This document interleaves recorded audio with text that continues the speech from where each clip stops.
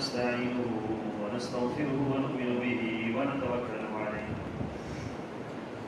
ونعوذ بالله من شرور أنفسنا ومن سيئات أعمالنا من يهده الله فلا مضل له ومن يضلل فلا هادي له أشهد أن لا إله إلا الله وحده لا شريك له وأشهد أن محمدا عبده ورسوله أما بعد فإن أحسن الكلام كلام الله وأحسن الهدي هدي محمد صلى الله عليه وسلم وشر الأمور محدثاتها وكل محدثة بدعة وكل بدعة ضلالة وكل ضلالة في النار.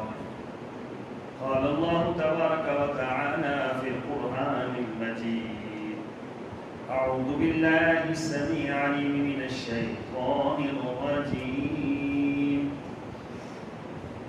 بسم الله الرحمن الرحيم. فبما رحمة من الله لنت لهم ولو كنت فظا غليظ القلب لانفضوا من حولك فاعف عنهم واستغفر لهم وشاورهم في الأمر فإذا عزمت فتوكل على الله إن الله يحب المتوكلين. اللهم صل على محمد وعلى آل محمد كما صليت على إبراهيم وعلى آل إبراهيم إنك حميد مجيد. اللهم بارك على محمد وعلى آل محمد كما باركت على إبراهيم وعلى آل إبراهيم إنك حميد مجيد.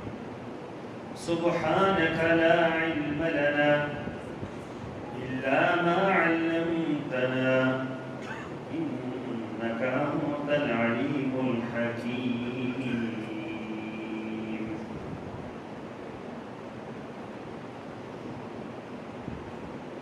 اللہ کی یہ بہت بڑی نعمت ہے کہ پیغمبر صلی اللہ علیہ وسلم آپ ان کے حق میں نرم مزاج واقع ہوئے ہیں. اگر آپ تند مزاج ہوتے اور سخت دل ہوتے تو یہ سب لوگ آپ کے پاس سے تتر بتر ہو جاتے. لہذا ان سے درگزر کیجیے، ان کے لیے بخشش طلب کیجیے اور دین کے کام میں ان سے مشورہ کیا کیجیے. پھر جب آپ کسی رائے کا پختہ ارادہ فرما لیں تو اللہ پر بھروسہ کیجیے اور اپنا کام شروع کر دیجیے. بے شک اللہ تعالیٰ توکل کرنے والوں کو پسند فرماتا ہے. آیت نمبر 159 سورہ آل عمران. معزز سامعین گرامی، سرور کونین سید ولد آدم حضرت محمد رسول اللہ صلی اللہ علیہ وسلم کی زندگی کے بے شمار پہلو ہیں. کسی بھی پہلو کا تذکرہ کیا جائے بیان کرنے والے کے لیے بھی سعادت مندی اور سننے والوں کے لیے بھی سعادت مندی.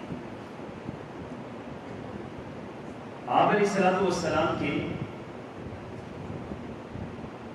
زندگی کا ایک سب سے انوکھا پہلو اور سب سے زیادہ توجہ طلب پہلو وہ آپ علیہ الصلوۃ والسلام کی طبیعت کا تھا کہ آپ کی طبیعت، آپ کا مزاج، آپ کا لوگوں کے ساتھ تعلق، آپ کا لوگوں کے ساتھ بات کرنا، ان میں سے ہر ایک کو اس کی حیثیت کے مطابق اور اس کے مزاج کے مطابق اس سے پیش آنا، یہ آپ کا وہ نمایاں پہلو ہے کہ جس کو اگر ہم سمجھ لیں تو ہمیں یہ سمجھ آئے گا کہ دنیا کے اندر جو اللہ نے خوبیاں سرور کونین صلی اللہ علیہ وسلم کے اندر رکھی، دنیا اس سے عاجز ہے۔ آپ علیہ الصلوۃ والسلام کا جو ماننے والا تھا وہ کوئی ایک فرد نہیں تھا، ایک طبقہ نہیں تھا، ایک قوم نہیں تھی۔ مختلف اقوام کے لوگ، مختلف علاقوں کے لوگ، مختلف مذاہب کے لوگ اور مختلف ملکوں کے لوگ آپ کے قدموں میں آ کر بیٹھ گئے۔ ہوتا تو یہ ہے نا کہ کوئی انسان اس کی قوم کے لوگ اسے مانتے ہیں، کچھ ایسے ہوتے ہیں علاقے کے لوگ اسے مانتے ہیں، کچھ ایسے ہوتے ہیں کہ دوست و احباب ان کو تسلیم کرتے ہیں، لیکن سرور کونین صلی اللہ علیہ وسلم پر قربان جائیں کہ آپ کا یہ پہلو سب سے انوکھا تھا کہ دنیا کے کونے کونے سے آئے ہوئے لوگ جب میرے آقا کے پاس آتے تھے تو وہ آپ کی دامن سے وابستہ ہی نہیں ہو جاتے، بلکہ آپ کی جان نثاروں میں صف اول میں ان کا شمار ہوتا تھا۔ اب حضرت بلال کو لیجیے تو حضرت بلال کہاں کے تھے؟ یہ تو حبشہ کے تھے، مکہ مکرمہ کے تو نہیں۔ حضرت صہیب کہاں کے تھے؟ یہ تو روم کے تھے۔ اب یہ ان کا مکہ مکرمہ سے تعلق ہی کوئی نہیں۔ ایک شخص روم کا رہنے والا ہے اور سرور کونین صلی اللہ علیہ وسلم کا اسیر بنا ہوا ہے، تو یہ کیا ماجرا ہے کہ اس کا کیا لنک بنتا ہے، کیا تعلق بنتا ہے آپ سے؟ کیا ایسی چیز تھی کہ جس نے ان کو اتنا متاثر کیا کہ وہ روم کے بادشاہ کو چھوڑ کر آپ کے قدموں میں ڈھیر ہو گیا؟ اور پھر حضرت سلیمان فارسی فارس کے رہنے والے تھے، اور فارس بذات خود ایک بہت بڑا دنیا کی ترقی کا ایک گہوارہ تھا اور دنیا کی تہذیبوں میں ایک بڑی تہذیب کہلواتا تھا۔ اس تہذیب کو انہوں نے چھوڑا، اس تمدن کو انہوں نے چھوڑا، اس علاقے کو انہوں نے چھوڑا، اس مذہب کو انہوں نے چھوڑا، اپنے خاندان کی محبت کو چھوڑا اور چھوڑ کر سرور کونین صلی اللہ علیہ وسلم کے قدموں میں آ کر بیٹھ گئے۔ اب عام لوگ نہیں تھے، بعض بڑے خاص خاص لوگ بھی تھے۔ آپ سوچ سکتے ہیں، کوئی سوچ سکتا ہے کہ حضرت بلال تو غلام تھے، حضرت صہیب وہ غلام تھے، حضرت زید وہ غلام تھے، اس بنا پر یہ معاملہ ہوا۔ تو آپ کو بتلاتے ہیں کہ دنیا کے بڑے بڑے بادشاہوں نے آپ کے سامنے اپنے سر جھکا لیے اور آپ کی اخلاق اور کردار کو اس قدر انہوں نے محسوس کیا کہ اس کے بغیر کوئی چارہ کار نہیں تھا۔ انہوں نے تسلیم کیا کہ دنیا کے اندر اس انسان کی دعوت خالص دعوت ہے اور اس سے بہترین دعوت ہو ہی نہیں سکتی۔ موبائل بن حجر کون تھے؟ یمن کے شہزادے تھے۔ اب یمن کے شہزادے تھے، بادشاہ کے بیٹے تھے، اور بادشاہ کا بیٹا جب سرور کونین کے سامنے آتا ہے تو آپ علیہ الصلوۃ والسلام کو دیکھ کر، آپ سے بات کر کے، آپ سے گفتگو کر کے، آپ کا انداز دیکھ کر اپنا مذہب بھی چھوڑا، اپنی بادشاہت بھی چھوڑی، اپنی قوم بھی چھوڑی، اپنا ملک بھی چھوڑا اور آپ کے غلاموں میں شمار ہو گئے۔ سمامہ بن اسعد کون تھے؟ یہ یمامہ کے بادشاہ تھے، خود بذات خود بادشاہ تھے۔ یہ کوئی عام انسان تو نہیں تھا، یہ بادشاہ تھا یمامہ کا، اور ایسا یمامہ کا بادشاہ تھا کہ جس کا قبیلہ بنو حنیفہ، اور بنو حنیفہ کی قبیلے کی طاقت یہ تھی کہ مسلمہ کذاب کے ساتھ یہ بنو حنیفہ کھڑے ہوئے تھے۔ وہ سب سے بڑی جو مار کارائی مسلمانوں کی ہوئی بنو حنیفہ سے ہوئی تھی۔ تو بنو حنیفہ کے جو لوگ مسلمہ کذاب کے ساتھ میدان عمل کے اندر اترے تھے، ان کی تعداد 10,000 کے لگ بھگ تھی۔ اب اندازہ لگائیں کہ ایسا قبیلہ اور ایسا معروف قبیلہ اور مر مٹنے والا قبیلہ اس قبیلے کا بادشاہ ہے، بادشاہت کو ترک کیا، قوم کو چھوڑا، قبیلے کو چھوڑا، عزت احترام کو چھوڑا اور سرور کونین صلی اللہ علیہ وسلم کے غلاموں میں شمار ہو گئے۔ نجاشی حبشہ کا بادشاہ تھا اور رسول اللہ صلی اللہ علیہ وسلم کو دیکھا بھی نہیں، ملا بھی نہیں، صرف آپ علیہ السلام کی صفات پہنچی تھی، آپ کی صفات پہنچی تھی کہ آپ تو اس اخلاق کے مالک ہیں، آپ اس کردار کے مالک ہیں، آپ اس دعوت کو پھیلاتے ہیں، آپ کا یہ معاملہ ہے، وہاں تک پہنچے تو وہ بھی آپ کا غلام بن گیا۔ اور بادشاہ ہونے کے باوجود، قریش کے خط لکھنے کے باوجود بار بار اور قریش کے روکنے کے باوجود بار بار، پھر بھی اس نے کیا کیا؟ سرور کونین کا کلمہ پڑھا اور آپ کے دامن رحمت سے وابستہ ہو گیا۔ اچھا یہ تو چلے بادشاہ تھے، یہ غلام تھے۔ دنیا کے اندر تو ہمیں یہ منظر بھی نظر آتا ہے کہ بچے ایسے تھے جو، بچوں کو تو یہی سمجھا جاتا ہے نا کہ یہ کم فہم ہے، یہ وہ مخلوق ہے جو سمجھتی ہی نہیں ہے، کم ذہن ہے، کم فہم ہے، کوئی پتہ نہیں آگے کیا ہو کیا نہ ہو۔ تو قربان جائیں آپ علیہ السلام پر کہ کتنے بچے ایسے تھے کہ جو ابھی بلوغت تک نہیں پہنچے، بلوغت سے پہلے ہی سرور کونین صلی اللہ علیہ وسلم پر ایمان لے آئے تھے۔ حضرت انس رضی اللہ تعالی عنہ آپ پر ایمان بلوغت سے پہلے لے کر آئے، حضرت علی رضی اللہ تعالی عنہ بلوغت سے پہلے آپ کے دامن سے وابستہ ہوئے، حضرت عمر رضی اللہ تعالی عنہ بلوغت سے پہلے آپ کے دامن کے ساتھ وابستہ ہوئے۔ اور پھر اس پہلو کو چھوڑیے تو خواتین میں سے تو کوئی ایک فرد کو ماننے والا تو تھا نہیں، خواتین میں سے اللہ اکبر، بڑی بڑی ایسی خواتین کی جن کا نام تھا معاشرے کے اندر، جن کے قبیلے تھے معاشرے کے اندر، جن کا ایک طبقہ ماننے والا تھا معاشرے کے اندر، ان میں سے حضرت خدیجہ الکبریٰ رضی اللہ تعالی عنہا جو آپ علیہ السلام کی زوجہ محترمہ۔ دیکھیں باہر انسان بہت اعلیٰ اخلاق کا مالک ہوتا ہے، لوگ کہتے ہیں یار خاندان کے ساتھ ہی بندہ اچھا نہیں، اچھا خاندان کے ساتھ بھی بعض اوقات لوگ بہت اچھے ہوتے ہیں لیکن اپنے گھر والوں کے ساتھ رویہ اچھا نہیں ہوتا۔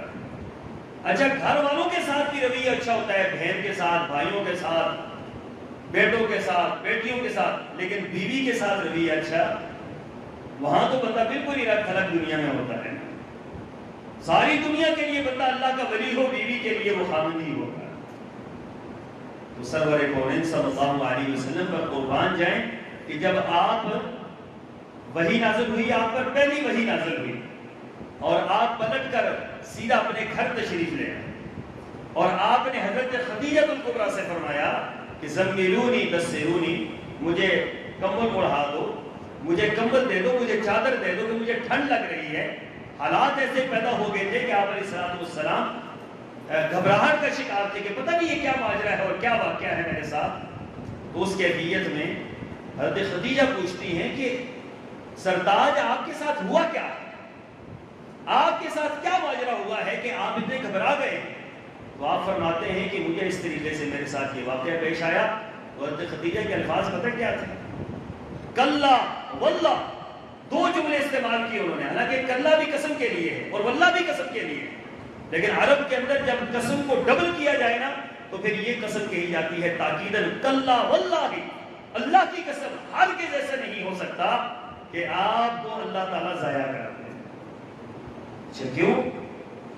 انک لتصل الرحم، یہ بیوی کہہ رہی ہے، وہ بیوی کہ جس کی عمر 40 سال تھی اور خامن کی عمر 25 سال تھی، اور بیوی امیر ترین تھی اور خامن غریب ترین تھا۔ یہ وہ بیوی کہہ رہی ہے۔ آج اگر بیوی خامن پر خرچ کر لے، پوری زندگی خامن سامنے نظر اٹھانے کے قابل نہیں رہے۔ یہاں منظر کچھ اور ہے، یہاں منظر ہی کچھ اور ہے۔ کلا واللہ، اللہ کی قسم، انک لتصل الرحم، آپ کیسے ضائع ہو سکتے ہیں؟ آپ تو لوگوں سے صلہ رحمی کرنے والے ہیں۔ اچھا صرف صلہ رحمی نہیں کرتے، آپ تو لوگوں کا بوجھ اٹھانے والے ہیں، آپ یتیموں کے سر پر ہاتھ رکھنے والے ہیں، آپ غریبوں کی کفالت کرنے والے ہیں۔ اللہ کی قسم ہے ان صفات کا حامل بندہ کبھی بھی ضائع نہیں ہوتا. یہ کون کہہ رہی ہے؟ یہ بیوی کہہ رہی ہے خامن کے متعلق، نبی کے متعلق نہیں کہا جا رہا. اس ٹائم تو آپ علیہ الصلوۃ والسلام نبوت کا دعویٰ ہی آپ نے نہیں کیا. یہ نبوت کا واقعہ پیش آ گیا، آپ نے نبوت کا دعویٰ نہیں کیا. بیوی خامن کے بارے میں یہ کہہ رہی ہے کہ سبحان اللہ، آپ سے اچھا انسان تو کائنات کے اندر ہے ہی کوئی نہیں. نظر یہ آتا ہے کہ میرے آقا کے اندر جو صفات تھی اور آپ کی جو زندگی تھی، آپ کی جو اخلاق تھا، آپ کا جو کردار تھا، آپ کی جو گفتگو تھی، اس نے ساری دنیا کو اپنے سحر میں مبتلا کر دیا. دنیا والے آپ کے سامنے کوئی ایسا تھا ہی نہیں جو آپ کے دامن سے وابستہ ہوا اور پھر پلٹ کر چلا گیا ہو. ایسا کبھی نہیں ہوا. پوچھا تھا بادشاہ کیسر کے دربار میں، پوچھا گیا کہ کبھی ایسا بھی ہوا ہے کہ کوئی بندہ آپ کے ساتھ شامل ہوا ہو، آپ کی دعوت کو قبول کیا ہو اور پھر چھوڑ کر چلا گیا ہو؟ کہا ایسا کبھی نہیں ہوا. جو اس کے پاس آتا ہے پھر ساری کائنات کو چھوڑ دیتا ہے، اس کو نہیں چھوڑتا. حضرت عمیر، یہ تو وہ لوگ تھے نا کہ جو آپ پر ایمان لے آئے. ایک صحابی ہے عمیر نام ہے، ابو جہل نے ان کو تیار کیا کہ جاؤ جا کر رسول اللہ کو قتل کر دیا، نعوذ باللہ من ذالک، اور تمہیں اتنے اونٹ انعام میں دوں. یہ شروع اسلام کا واقعہ کہ یہ فتنہ ختم ہو جائے ہمیشہ ہمیشہ کے لیے. عمیر کہتے ہیں کہ میں گھر سے نکلا، اپنی تلوار کو زہر میں بھجایا اور پھر اپنی تلوار کو سامنے لٹکایا، ادھر چھپا دینا کہ سامنے لٹکانا، اور اپنی ماں سے رخصت لی اور ماں کو بتلایا میں کہ میں جا رہا ہوں، میری مشن کی کامیابی کے لیے تم نے دعا کرنی. کہا کیا تمہارا مشن ہے؟ کہا میں نے محمد صلی اللہ علیہ وسلم کی گردن طلب کرنی ہے، نعوذ باللہ من ذالک. اب چلے آئے رسول اللہ صلی اللہ علیہ وسلم حالت نماز میں. یہ عمیر آگے، آپ حالت نماز میں. اب عمیر حملہ کر سکتے تھے اور حالت نماز میں آپ کا کام تمام کر سکتے تھے، لیکن رک گئے. کہتے میرے اوپر ایسا آپ علیہ الصلوۃ والسلام نے مجھے اپنے قریب بلایا اور بلا کر پوچھا عمیر کس ارادے سے آئے ہو؟ تو بڑا حیران رہ گیا کہ جب ہم نے یہ پلان بنایا تھا تو میں اور ابو جہل دو بندے تھے، اور یہاں رسول اللہ پوچھ رہے ہیں، محمد صلی اللہ علیہ وسلم پوچھ رہے ہیں کہ کس ارادے سے آئے ہو؟ کہتے ہیں کوئی ارادہ نہیں، کوئی میرا ارادہ نہیں ہے. کہ نہیں، تم نے اور ابو جہل نے کیا طے کیا؟ میرے قتل کرنے کے ارادے سے آئے ہو؟ وہ کہتے ہیں میرے جسم سے جان نکل گئے. میرا تو معاملہ یہ عجیب و غریب ہو گیا کہ دو بندے بیٹھے ہوئے، تیسرا بندہ ہی کوئی نہیں. ماں کو بتا کر آیا ہوں، یہاں تو خبر دینے والے نے خبر پہلے ہی پہنچا دی ہے کہ آ گیا ہے آپ کو مارنے کے لیے. تو سرور کونین صلی اللہ علیہ وسلم نے حضرت عمیر کو اپنے قریب بلایا. اب یہ وہ ہے جو آپ کو قتل کرنے کے ارادے سے آیا، تلوار ساتھ لٹک رہی ہے، ذہن کے اندر بھجی ہوئی تلوار ہے، اور سرور کونین اس کو پاس بلا کر اس کے سینے پر ہاتھ رکھ کر آپ دعا فرماتے ہیں. اب حضرت عمیر کہتے ہیں کہ جب آپ دعا کر رہے تھے میرے لیے، میرے دل کی دنیا ہی بدل گئی، میرے دل کا نظام ہی بدل گیا، میرے افکار و نظریات ہی بدل گئے.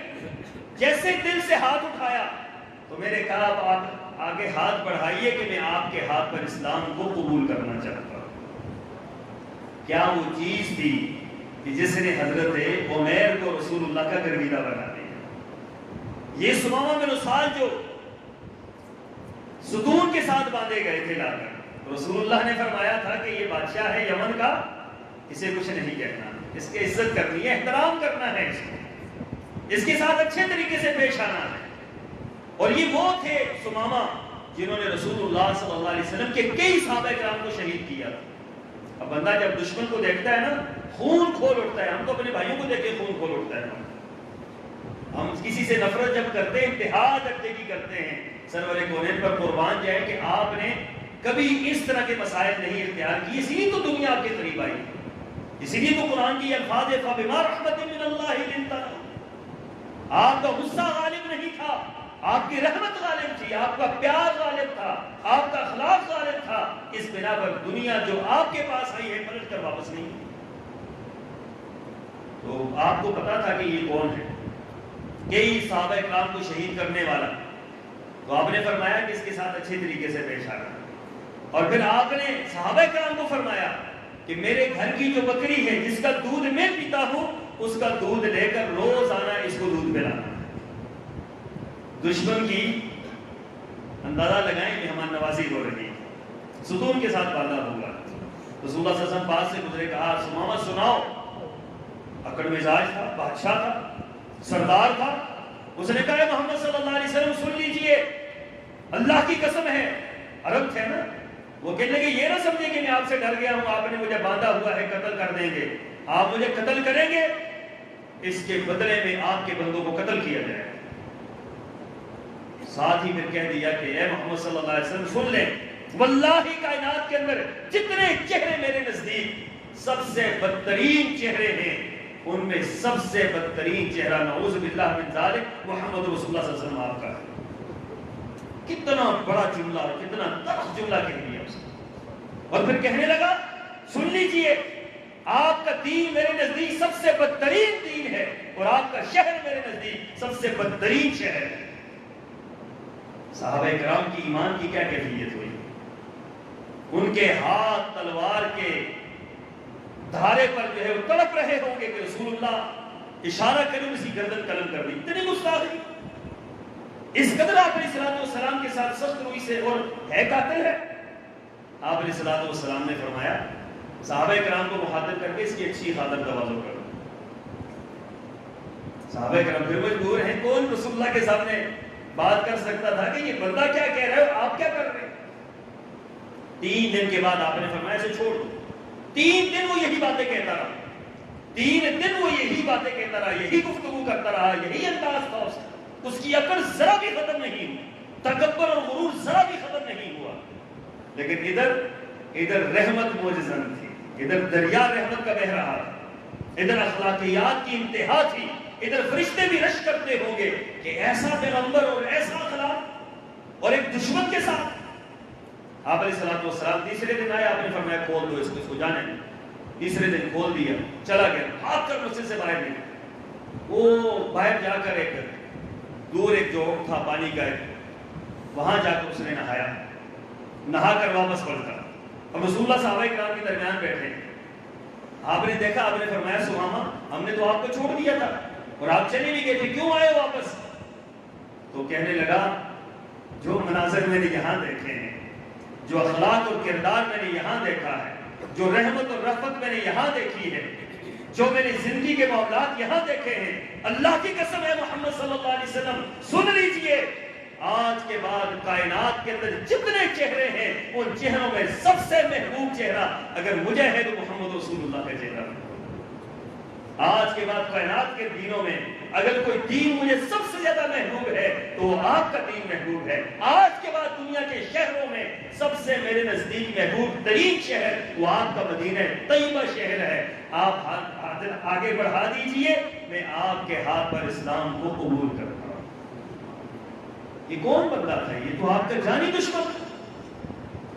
اسی لیے فرمایا وَلَا تَسْتَوِي الْحَسَنَةُ وَلَا السَّيِّئَةُ ادفع بالتي هي احسن، فرمایا برائی کو برائی سے نہ ہٹاؤ، برائی کو اچھائی سے ہٹاؤ، برائی کو اچھائی سے دور کرو۔ پوری زندگی رسول اللہ صلی اللہ علیہ وسلم اسی بات پر گامزن رہے، اپنے ہیں پرائے ہیں، دوست ہیں دشمن ہیں، چھوٹا ہے بڑا ہے، آپ نے ایک طرح کا معاملہ سب کے ساتھ رکھا، ایک طرح کا معاملہ۔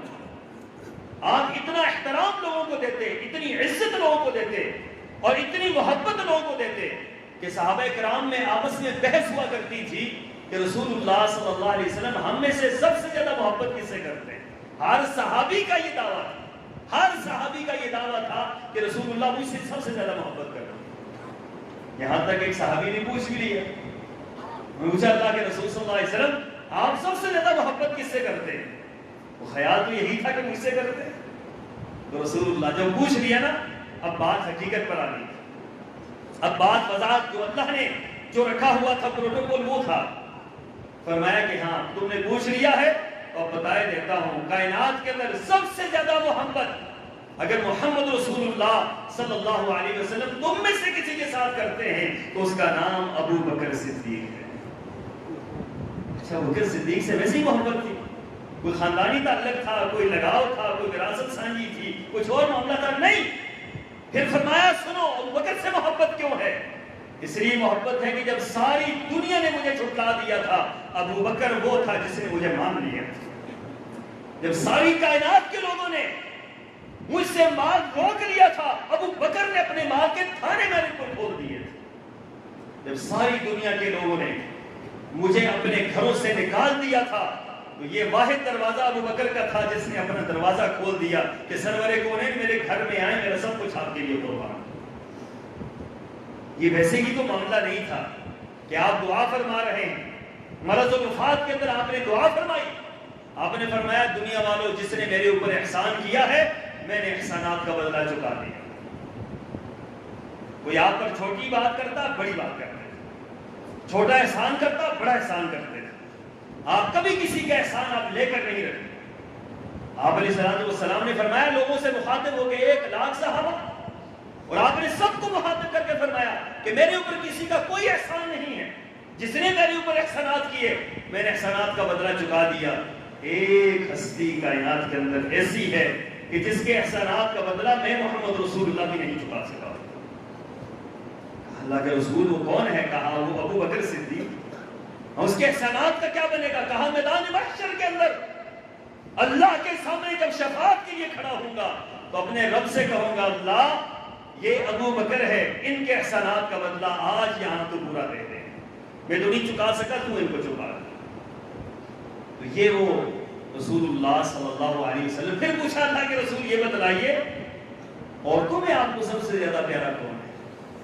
تو یہ بھی تو بات ایسی تھی سے چھپایا نہیں جا سکتا تھا۔ آپ نے فرمایا ابو بکر کے بعد ابو بکر کی بیٹی ہی ہو سکتی ہے جس کا نام عائشہ صدیقہ، کائنات کے اندر سب سے زیادہ عزیز۔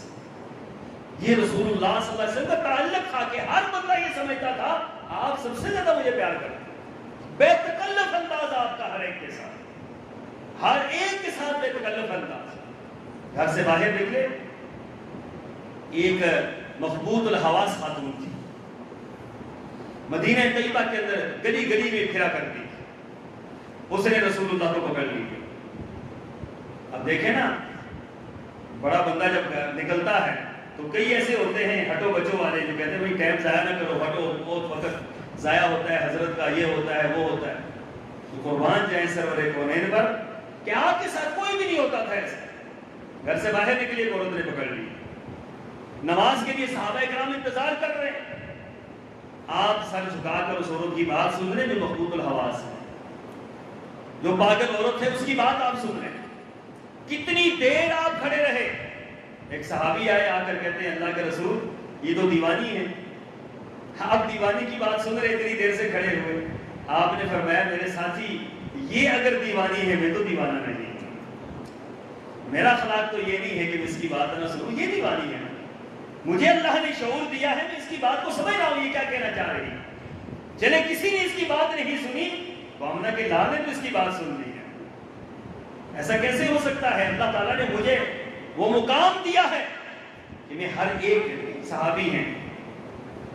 چڑیا کیا چیز ہوتی ہے؟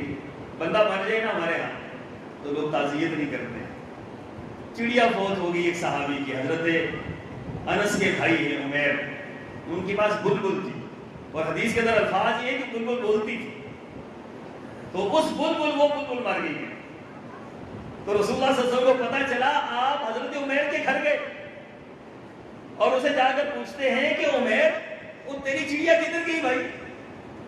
عمیر کہتے ہیں کہ چڑیا کا دکھ تو اپنی جگہ پہ تھا، سرور کونین تشریف لائے تو سارے دکھ ختم ہو گئے کہ اللہ اکبر، اتنا پروٹوکول ایک بچے کو مل رہا ہے، اس کی چڑیا مر گئی، اس کے گھر گئے ہیں تعزیت کرنے کے لیے اور اس کو حوصلہ دینے کے لیے گئے ہیں کہ عمیر کوئی بات نہیں ہے، چڑیا مر گئی اور چڑیا آ جائے گی۔ یہودی بچہ فوت ہو گیا، یہودی بچہ تھا بھی یہودی، آپ کے دشمنوں کا، جو آپ کے سب سے بڑے دشمن تھے ان کا بچہ۔ آپ علیہ السلام کی مارداری کے لیے تشریف لے گئے، ویسے ہی تو دنیا آپ کی دیوانی نہیں ہوئی نا، آپ تیمارداری کے لیے تشریف لے گئے، آپ نے اس کو اسلام کی دعوت دی، حالت نزا میں ہے، وہ اپنے باپ کی طرف دیکھتا ہے، باپ نے اشارہ کیا کہ ابوالقاسم صلی اللہ علیہ وسلم تھا تو وہ یہودی، لیکن اس کو معلوم تھا سرور کونین سے بڑا سچا کائنات کے اندر کوئی نہیں، کہتے ہیں ابوالقاسم کی اطاعت کر لو، کیا کیا؟ حالت نزا میں آخری جملہ جو اس کی زبان سے نکلتا ہے وہ یہی ہے، لا الہ الا اللہ محمد رسول اللہ۔ آپ علیہ الصلوۃ والسلام حضور پرواز کر گئی، آپ اٹھ کر کھڑے ہو گئے، آپ کی چادر مبارک گر گئی، اور آپ علیہ الصلوۃ والسلام کی آنکھوں سے آنسو جاری ہو گئے، اور آپ نکلتے ہوئے فرما رہے الحمدللہ الذی انقذہ من النار، اس رب کی تعریف ہے جس نے ایک انسان کو جہنم کی آگ سے بچا دیا۔ پوری زندگی میرے نبی نے کسی کو جہنم کی سند نہیں دی ہے، پوری زندگی لوگوں کو جنت ہی کی سندیں دی، ابو بکر فی الجنہ، عثمان فی الجنہ، عمر فی الجنہ، علی فی الجنہ، طلحہ فی الجنہ، سعد فی الجنہ، سعید فی الجنہ، کوئی ایک دکھائیں جس کے بارے میں رسول اللہ نے فرمایا ہو یہ جہنم میں جائے، ایک بندہ بھی ایسا نہیں۔ آپ علیہ الصلوۃ والسلام ہر ایک کو جنت کی بشارت دے رہے، آسانیاں پیدا کرتے، لوگوں کے لیے آسانیاں پیدا کرتے، آسان بات کرتے، عام فہم بات کرتے، خطیبانہ انداز نہیں تھا کہ لوگوں کو بات سمجھ ہی نہ آتی، ادیبانہ انداز نہیں تھا کہ ادب کی جو ہے گچھیاں اس کے اندر ہوتی، شاعرانہ انداز نہیں تھا کہ اس کے اندر شاعری ہوتی اور اونچ اور نیچ ہوتا اور عروج ہوتے اس کے اندر۔ آپ علیہ الصلوۃ والسلام سادہ بات کرتے، سیدھی بات کرتے، خوبصورت گفتگو کرتے، دل میں اتر جانے والی گفتگو کرتے، دل کو موہ لے جانے والی گفتگو کرتے، اور آپ علیہ الصلوۃ والسلام کی گفتگو کا یہ اثر ہوتا کہ جو آپ کی بات سنتا تھا پھر سنتا ہی چلا جاتا تھا۔ صحابہ کرام فرماتے ہیں نماز فجر کے بعد آپ نے بیان شروع کیا، نماز فجر کے بعد بیان شروع کیا، نماز ظہر تک، ظہر پڑھی، ظہر کے بعد بیان شروع کیا، نماز عصر تک، عصر کے بعد آپ نے بیان شروع کیا، نماز مغرب تک، مغرب کے بعد آپ نے بیان شروع کیا، نماز عشاء تک۔ صحابہ فرماتے ہیں ایک صحابی اپنی جگہ سے نہیں ہلا ہے، نہ کسی کو بھوک نے ستایا نہ کسی کو پیاس نے ستایا۔ یہ رسول اللہ صلی اللہ علیہ وسلم کا انداز گفتگو تھا، جو آپ کی مجلس کے اندر بیٹھتا اٹھنے کو دل نہیں چاہتا، جو آپ کے چہرے کی طرف دیکھتا کسی اور کی طرف دیکھنے کو دل نہیں کرتا، جو آپ کی بات کو سنتا تو پھر آپ ہی کا دیوانہ ہو جاتا۔ یہ رسول اللہ صلی اللہ علیہ وسلم کی زندگی کا وہ نمایاں پہلو ہے جو ان کے ماننے والوں میں ہونا چاہیے، جو آپ علیہ الصلوۃ والسلام کے ماننے والے ہیں، جو آپ کے ماننے کے دعوے دار ہیں، جو آپ کا کلمہ پڑھنے والے ہیں، ان کے اندر یہ پہلو ہو تاکہ ہماری نفرتیں کم ہوں، ہماری محبتوں میں اضافہ ہو، ہماری یہ توڑ کم ہو، جوڑ میں اضافہ ہو، ہماری یہ جو بلڈ پریشر اور ہمارے یہ معاملات بڑھ رہے ہیں، لڑائیاں بڑھ رہی ہیں ہماری، یہ لڑائیاں ہماری کم سے کم ہوں۔ عفو و درگزر، پیار اور محبت، اخلاق، کردار، یہ رسول اللہ صلی اللہ علیہ وسلم کی زندگی کا سب سے نمایاں پہلو ہے۔